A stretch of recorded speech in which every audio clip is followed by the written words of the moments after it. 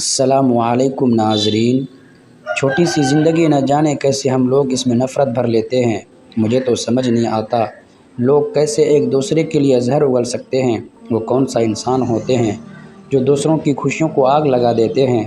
ज़िंदगी तो सिर्फ़ मोहब्बत का दर्स देती है।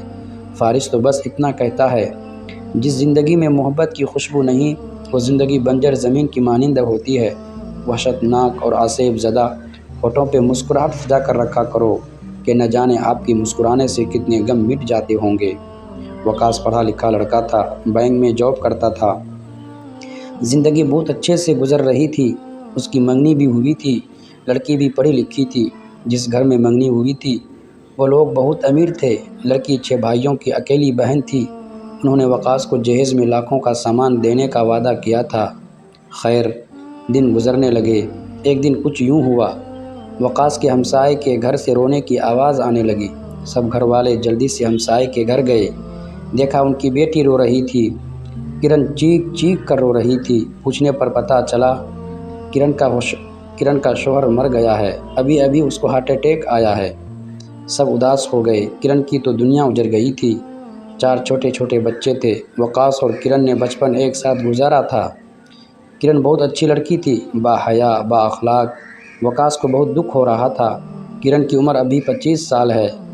इस बेचारी के साथ क्या हो गया। दिन गुजरने लगे। कोई 6 माह गुजरे थे। किरण मैके आ गई बच्चों को लेकर।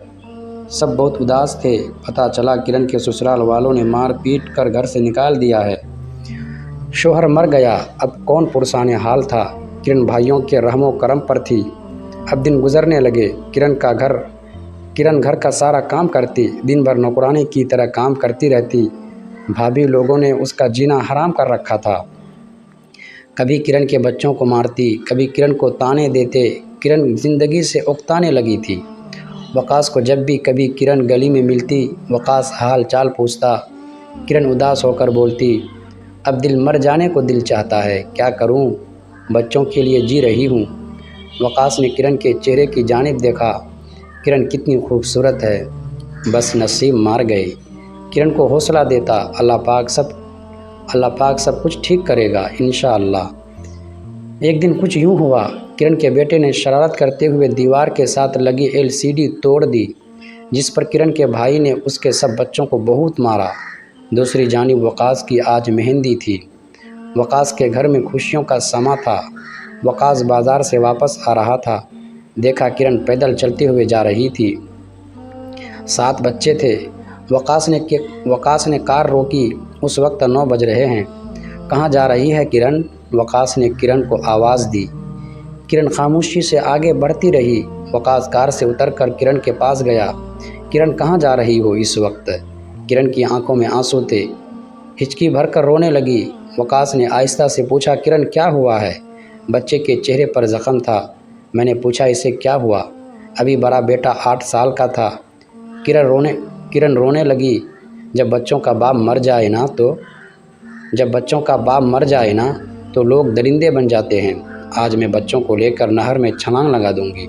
मेरी ज़िंदगी जहन्नम बन चुकी है। वकास ने किरण की जानिब देखा। किरण यूनिवर्सिटी की टॉप स्टूडेंट थी।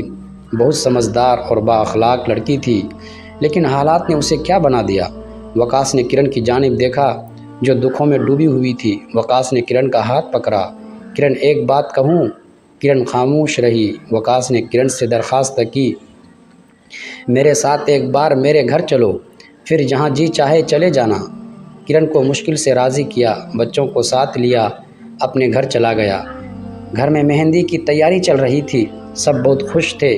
इतनी में जिस लड़की से शादी होनी थी, उस लड़की का मैसेज आया। वकास जान भाई पूछ रहे हैं, कार कौन सी लेनी है? वकास चुप रहा। लड़की से कहने लगा, थोड़ी देर तक बताता हूँ। अम्मी अब्बू सबको आवाज़ दी। चाचा ताया सब इकट्ठे हो गए। वकास ने किरण की जानिब देखा और कहने लगा, मैं आप सबको यह बताना चाहता हूँ, मैं किरण से निकाह करूँगा। इतना कहना था। सब हैरान रह गए। किरण की तो जैसे धड़कन ही रुक गई थी। किरण की आंख से आंसू झलका। वकास ने किरण से पूछा, तुम मुझे शादी से पहले भी बहुत अच्छी लगती थी, बस कभी कह नहीं पाया था। क्या तुमको कोई एतराज़ है इस रिश्ते से?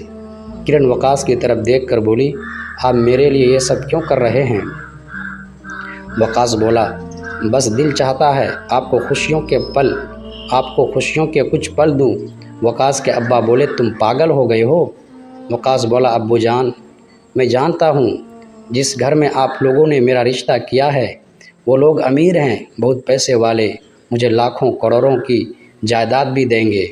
लेकिन अब्बू, किरण अगर मर गई ना तो मैं ज़िंदगी भर तड़पता रहूँगा। किरण के पास दूसरा कोई रास्ता भी ना था। अब किरण ने हाँ कर दी।